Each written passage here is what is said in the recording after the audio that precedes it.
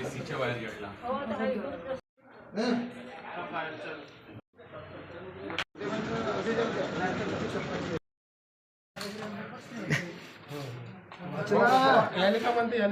याले लाकड म्हणते अदानीची, याले लाकड म्हणते अदानीची. सर्किट हाऊसला गेलो, जवळपास 15 मिनिटं झाले इथं बसले. तडतड असा जोराचा आवाज आला आणि वास यायला लागला. आम्ही बाहेर जस्ट निघलो असता, म्हणजे अर्धा मिनिटही लेट झाला असता तरी आम्ही अंदरच फसलो असतो. बाहेर आग लागली होती, विझवण्याचा प्रयत्न केला पण ते आटोक्यात आली नाही अजूनपर्यंत, कारण की धुवा फार प्रमाणामध्ये आहे आणि आगसुद्धा लागलेली आहे.